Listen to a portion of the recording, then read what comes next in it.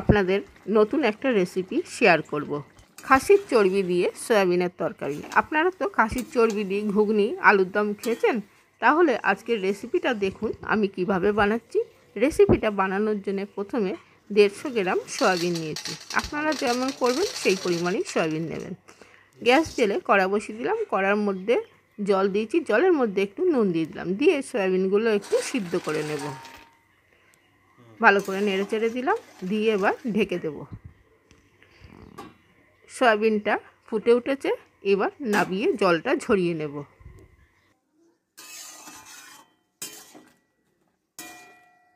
সয়াবিনটা নাবিয়ে দিলাম, দিয়ে আবার গ্যাসের মধ্যে কড়া বসিয়ে দিয়েছি, কড়ার মধ্যে দিলাম সর্ষের তেল। সয়াবিনের তরকারিতে আলু দেব, একটু ডুমো ডুমো করে আলু কেটে নিয়েছি, আলুগুলো ভেজে নেব।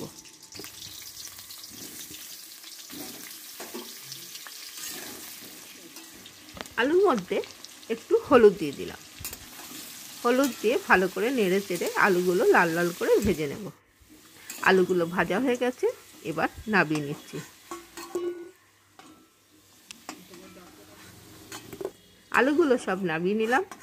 এবার একই তেলের মধ্যে আমি প্রথমে গোটা গরম মশলা, 2টো শুকনো লঙ্কা, 2টো তেজপাতা দিয়ে একটু নেড়ে চেড়ে ভেজে নিলাম।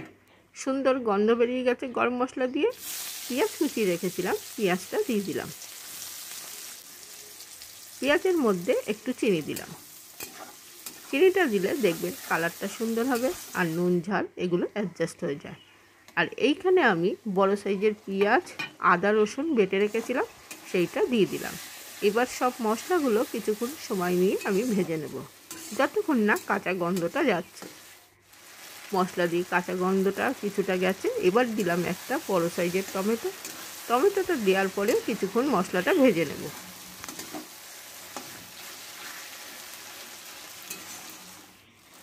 টমেটোটা নরম হওয়ার জন্য একটু নুন দিয়ে দিলাম। আর দেখবেন নুন দিলে টমেটোটা খুব তাড়াতাড়ি নরম হয়ে যায়।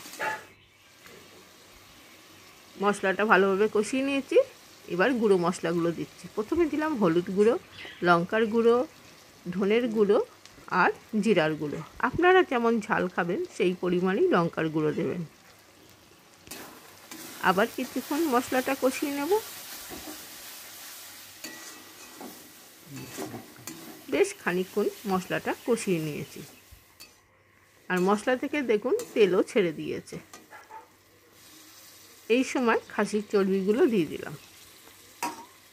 চর্বিটা দিয়ে কিছুক্ষণ নেড়ে চেড়ে নেব।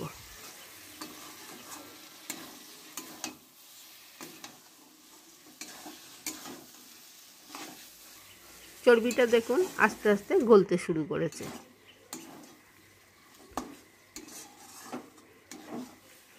চর্বিটা দিয়েও কিছুক্ষণ কষিয়ে নিয়েছি। এবার প্রথমে সয়াবিনটা দিয়ে দিচ্ছি।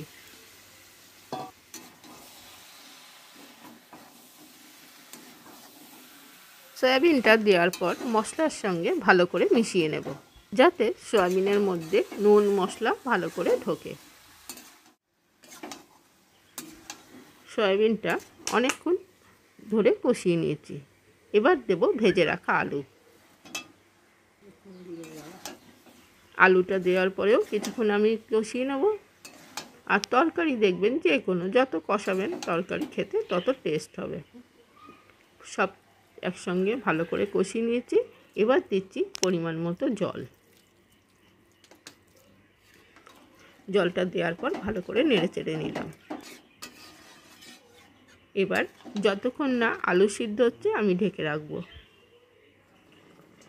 কিছুক্ষণ পর ঢাকাটা তুলে দেখে নেব আলুটা সিদ্ধ হয়েছে নাকি।